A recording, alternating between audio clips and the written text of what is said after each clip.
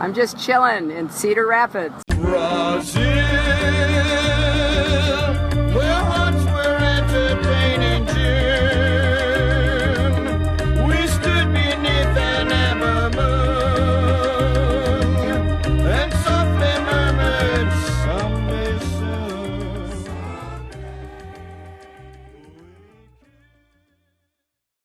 Among cinephiles, there is a debate on whether or not superhero movies constitute art. Now, before you click off this video, don't worry, a cinephile is a film lover. Anyways, my name is Prince Andrew the Cinephile, and in this video, I'll share some thoughts on the original X-Men trilogy. Also, I'll explore how the X-Men movies represent a good watch for both factions of cinephiles, pro and anti-superhero. Personally, as someone who loves superhero movies, I thought X-Men functioned as a movie good in its own right, and as well as a training ground for the superhero genre we know today.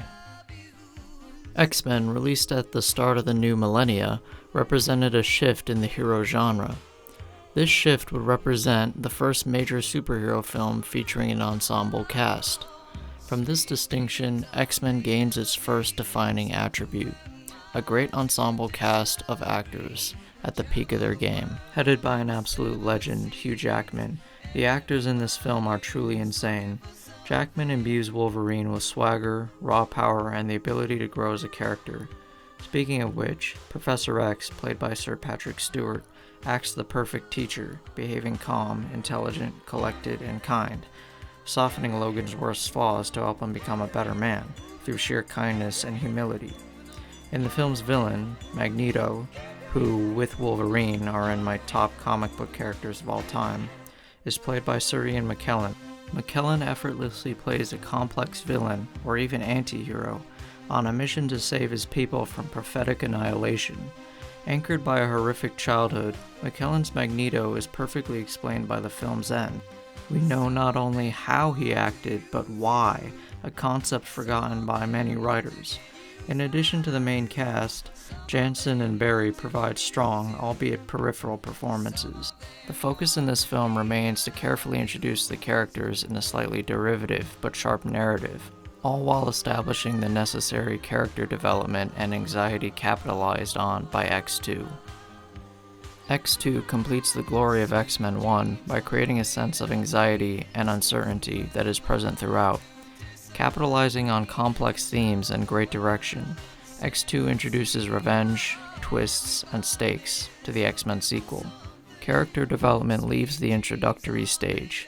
Wolverine is given clues about his backstory, and Jean Grey gets her moment to shine.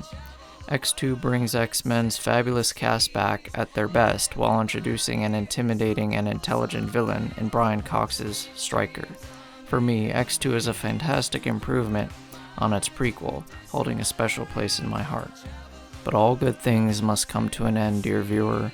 If X2 is the aliens to Alien, making logical additions to the story while preserving what made the original great, X-Men The Last Stand is like comparing Rise of Skywalker to Return of the Jedi, learning nothing from its loved predecessor, all while making a mockery of people who didn't drop out of kindergarten. The Last Stand is a fast-paced, throwaway film with no good dialogue, no classic X-Men thought-provoking monologues, and dumbed down its greatest villain, Magneto, in order to justify its weak story. Through all its flaws, the one thing The Last Stand gets right is leaving the door open for Days of Future Past almost a decade later. Alright, so that concludes my review on the X-Men original trilogy, and we're gonna go to the part of the video that I like to call Unscripted Thoughts, first time on my Rollercoaster in the Clouds series, and I feel this is a good way to paper over the cracks of my review that I wrote out.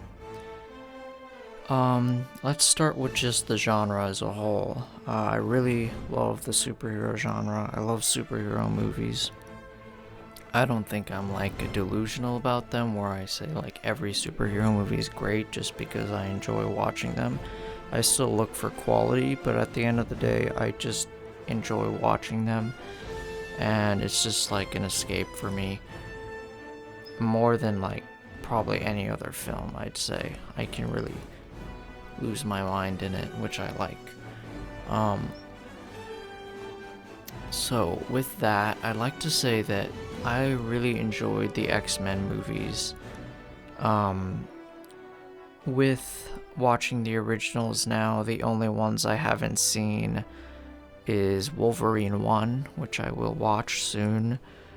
On a side note, I really enjoyed Wolverine 2 as a child.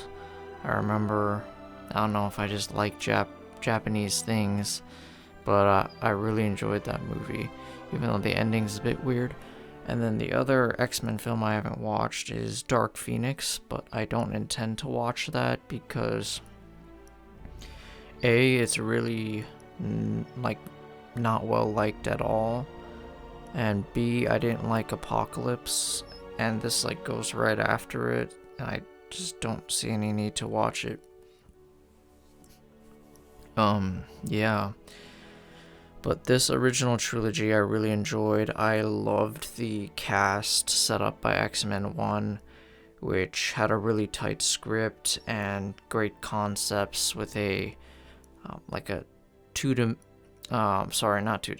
multi-dimensional villain in Magneto that sort of had this edge about him that he was a Holocaust survivor, and there's that connection that he has this anxiety that the mutants are going to be exterminated at any moment, and he says no, we can't be like the Jews and not take action first. We have to strike first. That's his whole thing. And I like that throughout the movie, the first two movies, there's really a sympathy and a understanding of what he's trying to do, even though you ultimately want the X-Men to win. It's still, he's not like a big baddie. And Ian McKellen is just such a fantastic actor. Same with Sir Patrick Stewart. Both of those guys are on such a different level. It's just amazing. And just all the other cast, Hugh Jackman, no need to even go into that. And then Halle Berry, I like Storm a lot. I thought she was a really cool character, although she wasn't as developed as the others. And then I can't really pronounce Jean Grey's actress, but she was really great as well. Yeah, good and well directed, really well directed. Some great action scenes, at the beginning with the car crash. All that was done without CGI. Really cool scene, frankly. You don't get to see many car crashes that look like that. And the director was Bryan Singer, who made The Usual Suspects, so I guess greatness is in his blood. I made a video on Usual Suspects in this series, so I'll put that in the end screen. And I recommend you watch it. But yeah, that concludes my thoughts on X-Men 1. Moving on to X2. This movie did a fantastic job of being, it actually put me on somewhat, put me at the edge of my seat. The anxiety throughout the movie, you really feel like you're kind of being hunted, even though it's not official. There's no war going on, per se, in the last movie. It's really a fantastic anxiety that you think they could have their whole, their people taken away from them at any moment. And it was great with Brian Cox's Stryker, who was a really fantastic actor and just a really nice villain. And I liked the twist at the end with Magneto. Really, really good. And Jean Grey's moment at the end where she gets to shine. I'm not gonna specifically say it, but to not spoil it for anybody, but she had a great moment at the end. And the acting, once again, really great actors that you like to see work.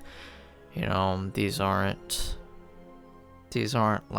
planks of wood like Brie Larson in Captain Marvel, or Daisy Ridley for Rey. These are real casts you enjoy seeing work with great material. Speaking of great material, let's go to crap material. The Last Stand. The Last Stand subverts every expectation you had about the first two that had really nice dialogue and a tight script. This one is, the dialogue is very short. It's all exposition dialogue, essentially. It's let's go here, let's go here, let's go here. Reminded me a lot of Rise of Skywalker. Now, this movie is way better than Rise of Skywalker, but nonetheless, they share some DNA, unfortunately. This movie was not directed by Bryan Singer, I believe his name is. I think it is. Oh, Singer. Sorry, Bryan Singer. It was directed by Brett Ratner, who was in the news kind of recently for some type of assault allegations. But Bryan Singer might have had the same, to be honest. But anyway, I'm judging the movie, not the man. But he was a bad director for this movie. Go watch Rush Hour. I think he made that. That's better. Anyway, this movie was pretty stupid. Lots of dumb stuff. Like, the quickness with Magneto abandoning Mystique just felt just another effort to make him really one-dimensional. Then, the fact at the end that the X-Men went to go fight Magneto just because he was destroying the cure. Like, this wasn't a big threat to anybody. He was destroying the cure and throughout the movie, the cure had been built up as a negative. Like, Secretary McCoy, who I really liked the actor and the look of the character. Really, really cool guy. He resigned over this whole cure thing that had been developed without him. But then at the end, they're fighting to defeat Magneto, which was really cheesy. Because it made no sense. Like, Magneto wasn't trying to hurt anybody. Like, sure, stop him from doing the terrorist attacks, but I don't know if the X-Men would go and fight Magneto from destroying the cure. I don't think they would do that. It didn't make sense. Like, Magneto wasn't trying to kill anybody. He was just trying to destroy the cure, which could be a legitimate threat to their existence.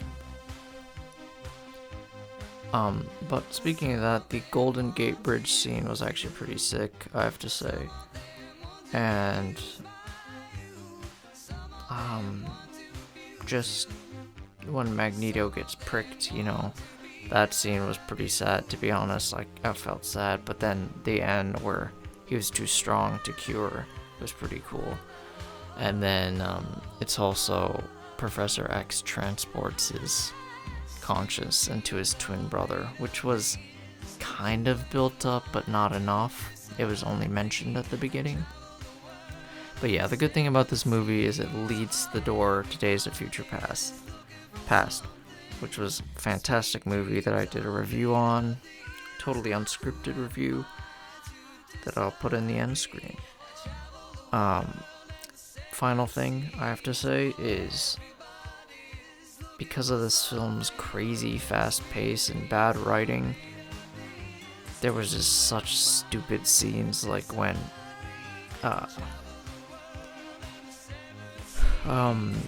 Professor Xavier was killed. It was done with such speed and agility, and there was like no time to really mourn, and it was so poorly built up, and it was just like they wrote him out of the story at the beginning, and it was just very poorly executed. And then Jean Grey barely got any development. She just became like the Night King from season 8 Game of Thrones, just like a tank, and that was it. But yeah, that basically is it for me. I highly recommend you go watch these movies. I really enjoyed them. And then continue watching on to First Class, which is fantastic. Days of Future Past, fantastic. Logan, fantastic. And then Wolverine 2 I like a lot, but I haven't seen in like 10 years, but I'm gonna rewatch it soon.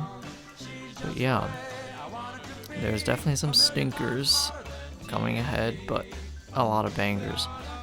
And you know, I only judge people as a whole, not by their worst moment. So yeah, I think X-Men is a really good series, and I really like the characters, and I can ignore a lot of the bad stuff because a lot of the times it doesn't sully the stuff that comes before, which is good because it's not all super connected. Alright, so with that, I hope you guys enjoyed Rollercoaster in the Clouds, and goodbye.